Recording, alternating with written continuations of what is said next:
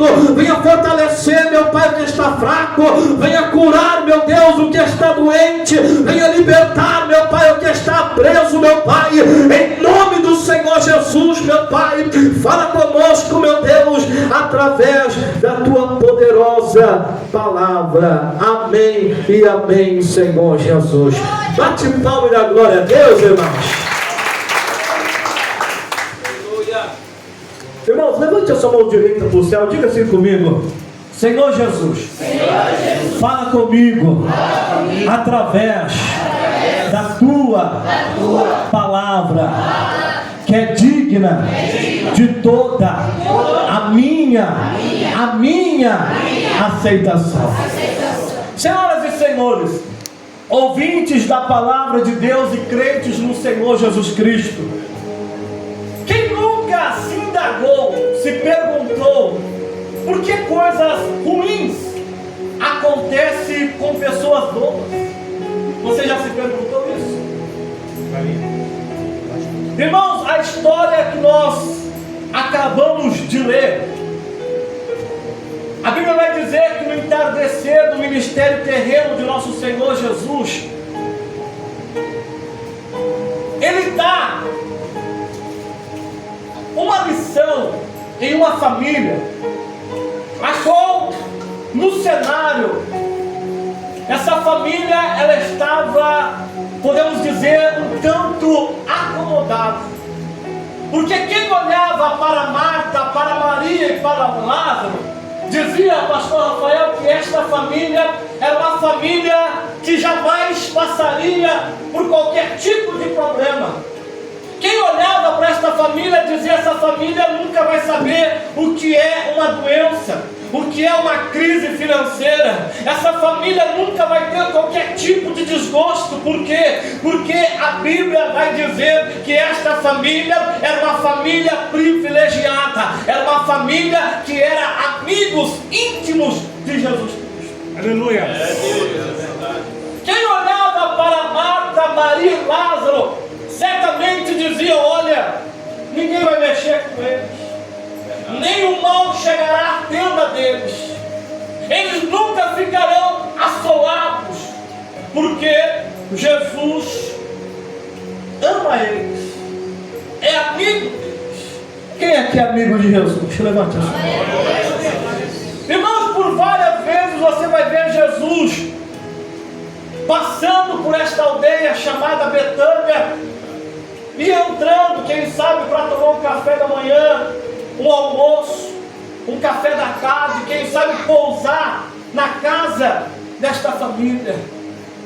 Mas, irmãos, um dia acontece algo com essa família que abala a estrutura familiar daquele lar.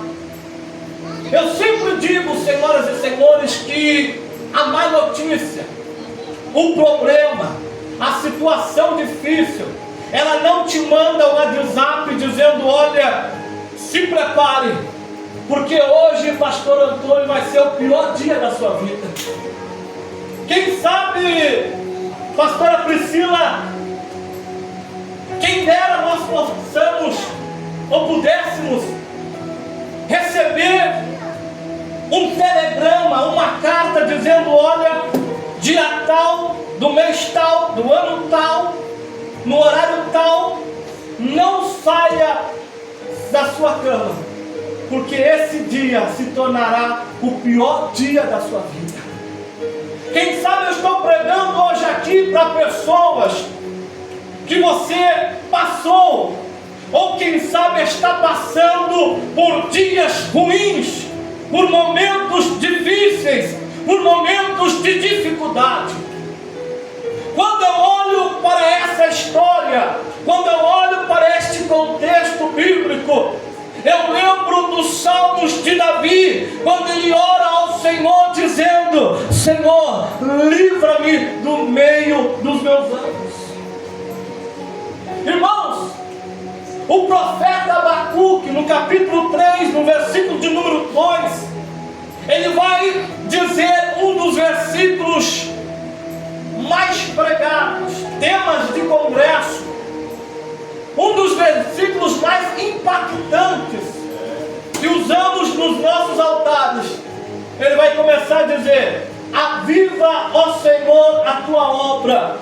no meio dos anos, e no meio dos anos a notifica. Pastor Rafael, a teologia vai separar o profeta Abacuque como profeta menor dos profetas maiores, como Isaías, Ezequiel, Jeremias. E Abacuque vai estar numa classificação de profetas menores, assim como Miqueias, Malaquias, Zacarias, Ageu, Joel, Jonas e tantos outros. Mas você me pergunta, pastor, o que isso tem a ver com a mensagem? Calma que eu vou te explicar.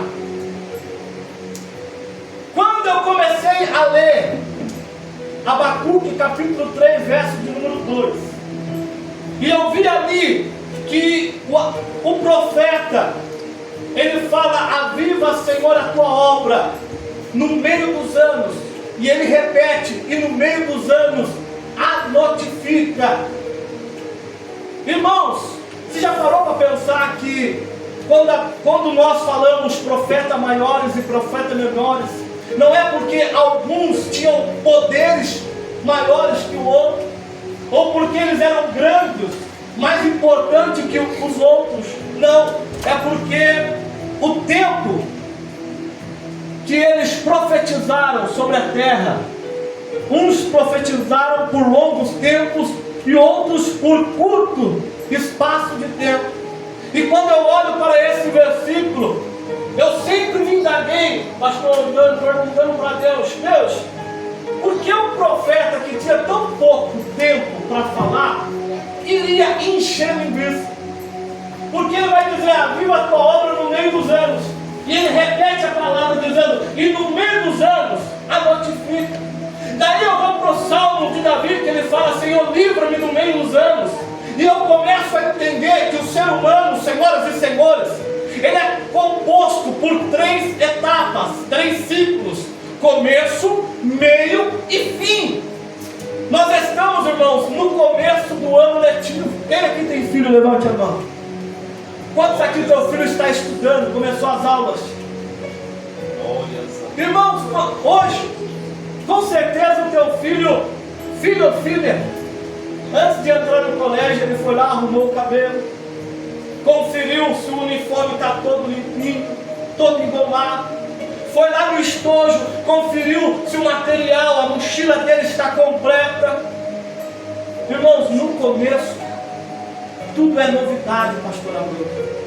No começo tudo é descoberta, tudo é festa. No começo, irmão, do ano letivo, a criança, ela fica num entusiasmo tão grande que ela não quer perder um dia, ela não quer chegar atrasado na escola.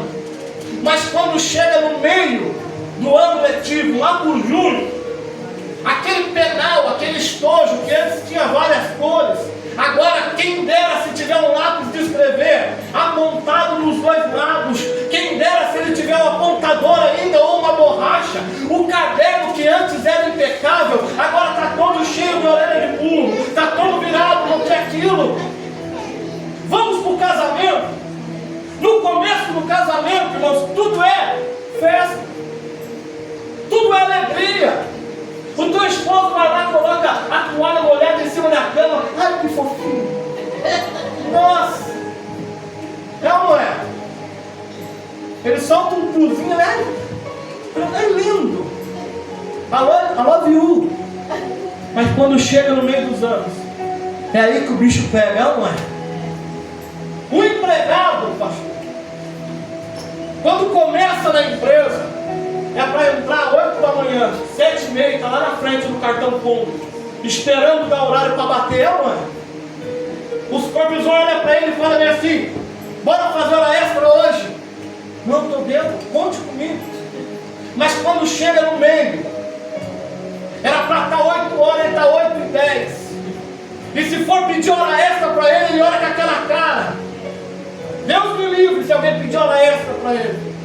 Era por isso, senhoras e senhores, que o profeta Abacuque estava dizendo: aviva, Senhor, traz de volta, renova os meios dos anos, porque ele sabia que é no meio dos anos que as coisas apertam, é no meio do caminho que a situação fica difícil, é no meio da jornada, da caminhada que a situação fica difícil. eclesiástico. Quando o novo convertido aceita Jesus. Eu lembro lá na nossa igreja, o novo convertido esperava na frente da igreja, esperar a igreja abrir. Ah, pastor, eu quero passar um pano, eu quero varrer a igreja, eu quero fazer a primeira parte, eu quero louvar todo dia. Mas quando chega o meio dos anos, você está entendendo o que eu estou querendo dizer? Aleluia. E quem sabe eu estou falando com pessoas aqui que você está passando pelo meio dos anos. Quem sabe você está passando por situações difíceis, por situações complicadas. Quando nós olhamos para os hebreus, a Bíblia fala que quando eles saíram do Egito, 2 milhões de pessoas, fora as mulheres, as crianças, eles saíram o quê? Salmodiando, tocando pandeiro, louvando ao Senhor. Mas a Bíblia fala que quando chega no meio do caminho, no meio do deserto, eles olham para Moisés e falam: olha, Moisés, tirou nós do Egito para morrer aqui. Por acaso não tinha sepultura lá no Egito? Você tirou nós das nossas casas para nós ir morrer aqui de fome, para nós ir morrer aqui no meio do deserto. Irmãos, essa família estava vivendo uma vida tranquila, pacata, até que chega o dia mau. A Bíblia fala que o irmão mais velho dessas irmãs, Lázaro, contraiu uma doença. Eu não sei que doença era essa, mas pela situação e pela urgência que Marta e Maria mandam chamar Jesus, a doença era complicada. E sabe o que é interessante, irmãos? Que quando Marta e Maria mandam chamar Jesus, aquele mensageiro, eu não sei se ele vai a cavalo, vai a camelo, vai a pé, mas a ordem era clara: olha, vai, encontra o mestre, e quando você encontrar ele, diga para ele que Lázaro, ei, mas olha aqui, diga que não é qualquer um, diga que aquele a quem ele ama está doente. Será que é só eu aqui que já tentei ensinar Deus a ser Deus? Será que é só o pastor Davis que já tentou orar, dizendo: Senhor, faça isso, faça aquilo, faça do meu jeito, se o Senhor fizer desse jeito vai dar certo? Quem aqui já orou desse jeito? Querendo ensinar Deus a ser Deus. Quando aquele mensageiro, senhoras e senhores, eu vou começar a mensagem aqui. Quando aquele mensageiro, ele chega para Jesus e fala: olha, Marta e Maria mandou te chamar, mas escute, não é qualquer um, Jesus, é aquele quem tu amas. Lázaro está muito doente. Marta e Maria estavam convictas de que o mensageiro voltaria com Jesus, com a solução, com a resposta. Mas sabe o que Jesus fala para ele? Diga para as irmãs que essa doença não é para a morte, mas para a glorificação do meu Pai que está no céu. Quem sabe você está passando por um problema e você está indagando a Deus, dizendo: Senhor, até quando? Senhor, quando o Senhor virá ao meu socorro? Quando o Senhor vai mandar a resposta? Quando os céus vai se abrir? Quando a porta vai se abrir? E o Senhor não fala nada, ele se cala. É Deus, O mensageiro recebe a revelação de Jesus, dizendo: olha, volte para a aldeia, que Lázaro não vai morrer, porque não é para a morte essa doença, é para que o nome de Deus seja glorificado.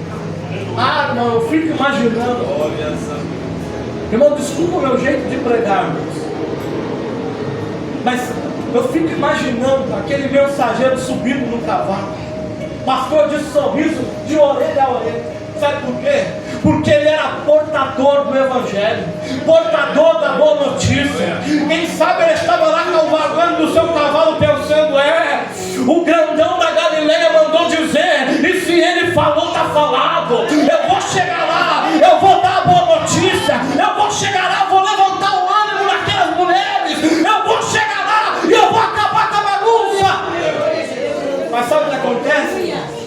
Ele chega lá, em vez de vida a morte, em vez de festa tem velório. Eu fico imaginando o triplex que Jesus colocou na cabeça daquele homem, pastor Rafael. Eu fico imaginando aquele homem chegando e falando: peraí, que revelação furada foi essa? É, mano? Que profecia que Jesus deu agora? Hein? Será que já não aconteceu com você isso? Ele falou para mim que não era para a morte. Cheguei aqui, está tendo velório. Que revelação furada foi essa, pastor? Você disse que Deus ia abrir uma porta e Ele fechou.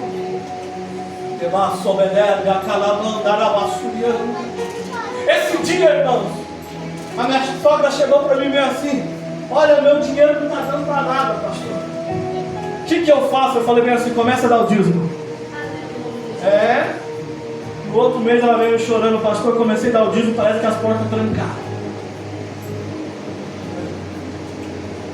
Entregamos um varão foi lá, entregou uma revelação para o meu irmão, falando: se prepare, porque Deus está dando uma promoção no teu emprego. Aleluia. No outro dia o camarada foi mandado embora. Tivemos a conferência profética. Subiu uma profeta, uma mulher de Deus, me chamou lá no canto do altar. Você viu esse vídeo, né? Até gravei. E falou: Deus está mandando eu te dizer que Ele vai mandar gente de todo lado, que essa igreja vai ficar pequena, pode se preparar para alugar outro salão. Na outra semana 2 famílias saem da igreja. No outro culto Deus usou outro pastor falando bem assim: olha, Deus está mandando dizer, eu vejo uma multidão. Na outra semana mais 2 famílias saem da igreja. Fica só eu e minha esposa. E aí? Mas se foi Jesus que disse: não é para a morte, mas morreu.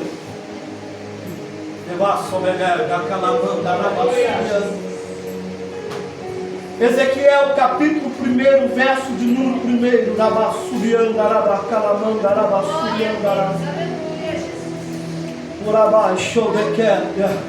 Era o 5º dia do 4º mês do 30º ano, e eu estava entre os exilados junto ao rio Quebar, e abriram-se os céus, e eu tive visões de Deus. Só nesse versículo você perdeu 5 glórias a Deus. Aleluia. Você não entendeu, irmãos?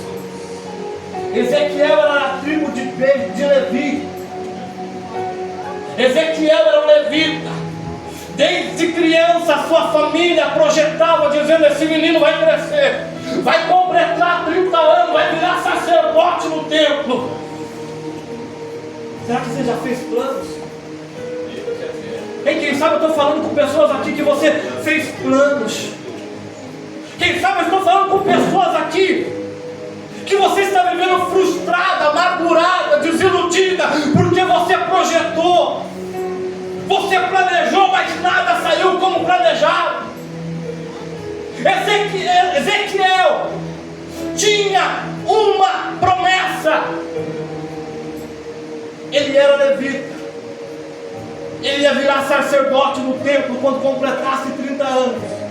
Mas a Bíblia fala que quando Ezequiel tinha 25 anos, o rei Nabucodonosor entrou em Jerusalém com força, saqueou o templo, derrubou os muros, queimou as portas e levou cativo Ezequiel e mais uma cambada de gente para a Babilônia.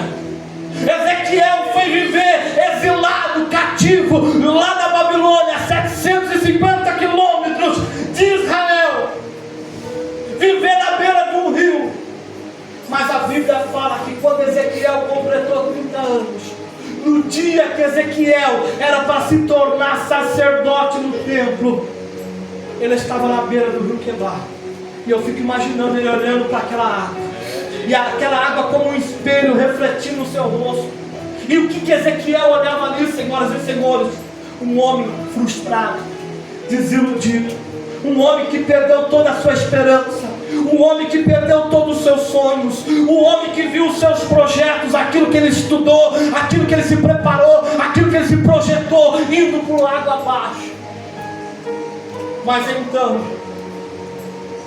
quando ele olha para o céu, ele começa a ter visão de Deus. Aleluia. Deixa eu te dizer uma coisa: não é porque você não está vendo, não é porque você não está sentindo, não é porque Deus não está falando com você, que o agir invisível dele não está agindo, que a mão dele não está agindo na tua tua vida. Ezequiel pensou que ia ser sacerdote, mas pastor Antônio, Deus não queria um sacerdote, Deus queria um profeta. Aleluia! E a partir do momento que você consegue enxergar isso, que tudo é o agir invisível de Deus na tua vida. Como assim, pastor? Quando as portas se fecham, quando você recebe um não, quando algo não dá certo, na tristeza, na morte, na doença, na perda, Deus está agindo. Porque em Romanos 8:28 o apóstolo Paulo vai dizer: pois sabemos que todas as coisas cooperam para o bem daqueles que amam a Deus. Aleluia. Aleluia. Isaías capítulo 6 vai dizer: no ano em que morreu o rei Uzias, eu vi o Senhor assentado no alto e sublime trono. Aleluia. Eu não sei se você está pegando essa mensagem, mas Deus vai permitir que Lázaro morra na tua vida.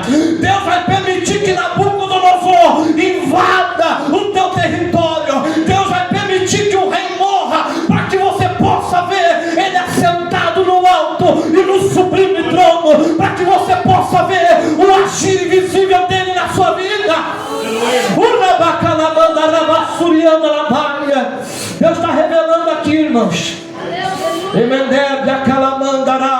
Em Êxodo capítulo 14, verso de número 21, vai dizer bem assim: então Moisés estendeu a sua mão sobre o mar, e o Senhor afastou o mar e tornou a terra em seca, com um forte vento oriental que soprou toda aquela noite, e as águas foram divididas.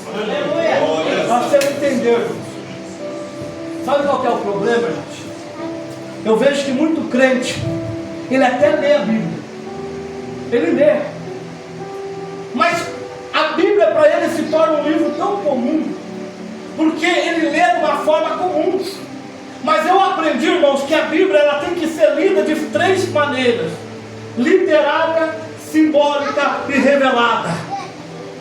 Irmãos, quando você já assistiu algum filme do Mar Vermelho se abrindo, alguém já assistiu?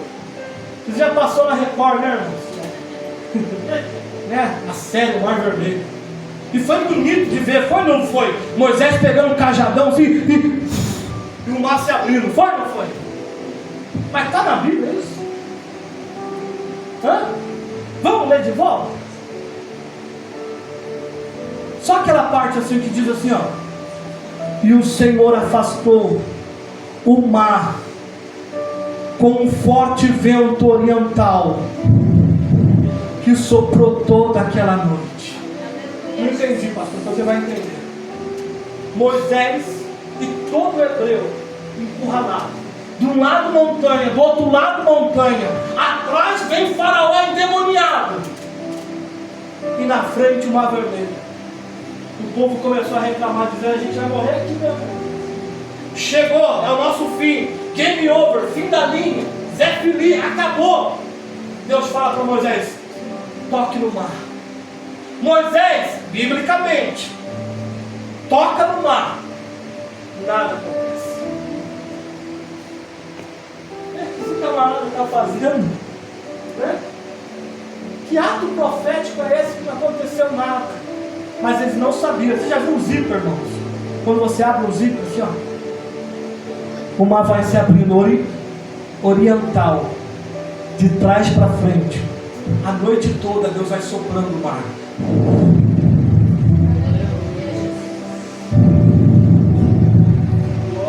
Não é porque você não está vendo que Deus não está agindo. Aleluia. O Senhor me abandonou. Elias sai para fora da caverna. Vem um vento, Deus não estava no vento. Vem um terremoto, Deus não estava no terremoto. Vem um fogo, Deus não estava no fogo. Daqui a pouco vem uma voz suave, mansa, e diz: o que fazes aqui, Elias? Sabe por quê? Deus não pergunta, varão, o que fazes aí, Elias? Deus pergunta: o que fazes aqui? Não é porque você não está vendo que Deus não está do teu lado. Ei, para de procurar as coisas no fogo, no vento, no terremoto. Não é porque não está fazendo barulho, não é porque não está tendo movimento, não é porque você não está vendo as águas se movimentar, que Jesus não está indo no teu encontro te curar, a bagaçúria. Mas Senhor, todas as vezes que o anjo desce e movimenta as águas, não tem quem me jogue nas águas. Mas você não precisa que alguém movimenta, você não precisa de movimento, você não precisa de barulho, porque lata vazia também faz barulho, em pipoca na panela também faz barulho. Você precisa entender. É por isso que o apóstolo Paulo vai dizer: eu sei em quem tenho crido. Ele não disse eu sei em quem tenho visto, eu sei no que tenho sentido, eu sei no que tem se movimentado. Não, ele disse eu sei em quem tenho crido. Aleluia. Ela manda acabar suja, irmão. O problema do crente é esse. O problema do crente é que ele, irmão, o movimento vai acontecer. Vai sentir, irmão, que você vai entrar no culto, todo mundo vai sentir, você não vai sentir nada. Mas não é porque você está em pecado, não é porque Deus está bravo com você, não é porque Deus não quer mais falar com você, é porque Ele quer que você vá para um outro nível de espiritualidade, outro nível de confiança na bagaçúbia. Porque falar que confia em Deus é fácil, mas na hora que chega o dia difícil, na hora da turbulência, na hora da tempestade, no meio do deserto, aí eu quero ver o camarada dizer: eu confio em Deus. É a mesma coisa, irmãos. Malabarista dizer bem assim: olha, quem acredita que eu vou atravessar essa corda bamba para o outro lado, a 50 metros de altura? Todo mundo lá embaixo, nós acreditamos. E ele vai. Chega do outro lado, ele fala bem assim: agora quem acredita que eu atravesso essa corda bamba do outro lado, empurrando o carrinho de mão? Todo mundo acreditamos. E ele vai. Chega do outro lado, todo mundo bate pau. E ele fala bem assim: agora vamos ver quem acredita que eu atravesso essa corda bamba, empurrando o carrinho de mão, com uma pessoa dentro. A galera foi uma loucura. Acreditamos. E ele faz a pergunta: quem é o primeiro voluntário? Falar que confia em Deus, né, irmão? No tempo de bonança é fácil. Falar que serve a Deus na hora que Deus, abre as portas. Acreditar, falar que acredita em Deus na hora que Ele manda o corvo e você está bebendo do ribeiro é fácil. Eu quero ver na hora que você começa a perceber que o ribeiro se secou. Aí você tem que fazer que nem a pastora Stephanie cantou aqui. Aí você vai ter que ver e fechar os teus ouvidos, até mesmo para a própria voz do teu coração. Aleluia. Leva fácil, Omedega, subiandarabaga, subiclama, labasturiandarabaxandara. Ei! Eu tive um sonho. Eu sonhei que o sol, a lua e 11 estrelas se curvavam diante de mim. Eu tive outro sonho também, meus irmãos. Eu sonhei que eu estava lá no campo, atando um feixe de trigo. 11 feixes se levantaram e se curvavam diante do meu. Jacó olha para José e fala: está querendo dizer que vai governar sobre nós? Os irmãos não podiam ver ele, mas jogaram ele dentro da cisterna. Gênesis 37, 23 e 24. E tomaram-lhe e lançaram-no dentro da cisterna, porém a cisterna não havia água nela. Quem sabe José lá no meio da cisterna dizendo: Senhor, eu pensei que agora eu ia decolar. Eu pensei que agora eu ia viver o meu sonho. Olha onde estou. Eu sei que estou falando com pessoas aqui que você tem indagado para você mesmo, dizendo: não era para mim estar aqui, não era isso que eu tinha sonhado para mim, não era isso que eu tinha planejado. Quantas pessoas tinham planejado fazer uma faculdade, se tornar um médico, um engenheiro, um doutor, ter uma casa própria, ter uma empresa, mas tua atual conjectura e você diz: o Senhor me abandonou pelo caminho. Mas eu quero dizer para você, que o agir invisível dele está trabalhando no teu favor. Jesus volta para a aldeia. Vou terminar a mensagem. Jesus volta para a aldeia e encontra um cenário de velório, um cenário de triste, angustiante, depressivo. Marta veio até Jesus e disse: Mestre, se tu estivesse aqui comigo, o meu irmão não teria morrido. E quantos de nós não colocamos Jesus na parede dizendo: Senhor, se o Senhor não tivesse me abandonado, se o Senhor tivesse escutado a minha oração, eu não teria morrido. Os meus sonhos não teriam morrido. Os meus projetos não teriam morrido. Maria vem e faz a mesma coisa: Senhor, se o Senhor estivesse aqui conosco, o meu irmão não teria morrido. Fique de pé em nome do Senhor Jesus. Eu quero dizer para você aqui nesta noite, o apóstolo Paulo vai dizer bem assim: que ora, sem fé é impossível agradar a Deus, e necessário é que todos aqueles que se aproximam de Deus creia que Ele existe e é galardoador daqueles que o buscam. Eu quero dizer para você, meu irmão, que o maior interessado em te abençoar aqui nesta noite não é o pastor David, não é o pastor Antônio, não é os pastores que estão aqui no altar. O maior interessado em te abençoar é Jesus. E te digo mais, eu quero fazer uma pergunta: quem aqui sabe qual é o prazer do homem? O prazer do homem, vou resumir: ele investe a minha vida. É trabalhar de segunda a sábado, pegar o meu salário e poder pagar as minhas contas. Já não é? É um prazer, não é? Hein? Pagar aquele boleto, o aluguel. E o prazer da mulher? O prazer da minha esposa, no caso, é quando cai aquele vale de alimentação na conta, sabe? Irmão, eu nunca vi uma mulher tão feliz. Eu não sei se as irmãs são assim também, mas essa aqui pula 2 metros de alegria. Ela parece um coelhinho no supermercado com carrinho.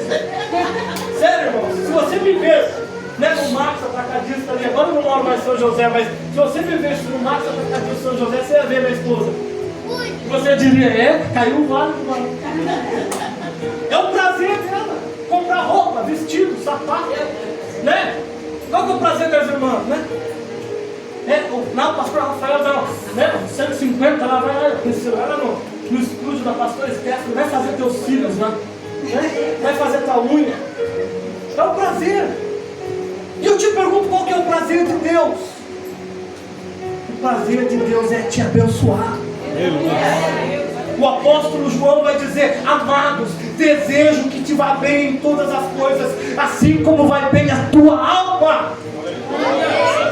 Deus, Ele não quer te ver sofrer, mas muitas das vezes Deus permite você passar por situações difíceis para te mostrar que Ele que está no controle, que não é o teu braço, não é a tua sabedoria, não é o teu network, não é o teu esforço, não é o teu trabalho, não é o teu carro, não é a tua casa, não é porque você é bonito, porque você é feio, você é alto, baixo, magro, gordo, não. Deus está dizendo: não se glorie o forte da sua força, nem o rico da sua riqueza, e nem o sábio da sua sabedoria, mas se for se gloriar, se glorie nisso, em me conhecer e saber que eu sou Deus.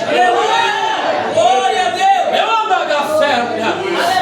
Deus vai permitir, porque irmãos, há uma promessa na Bíblia, uma ou mais promessas, mas uma do que eu estou lembrando, o Espírito Santo está me trazendo à memória, que ninguém quer tomar posse dela, mas é uma promessa que existe, que diz assim: se passares pelo fogo,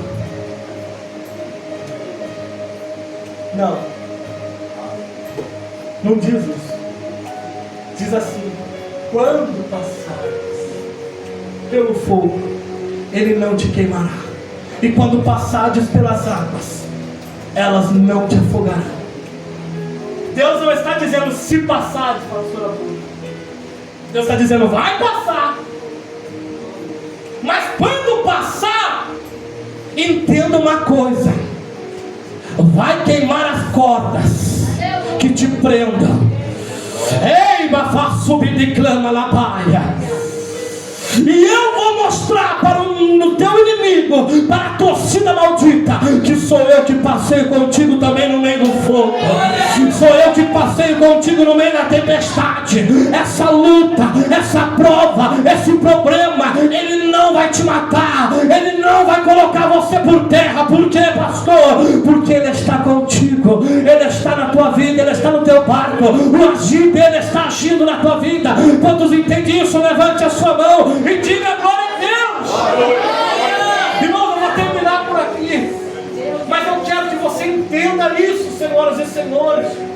Deus não é um ditador cruel que gosta de ver o sofrimento do seu filho, mas ele permite que o diabo toque, que o dia mal chegue, que a doença se levante, que as portas se fechem, para mostrar que ele é Deus na tua vida.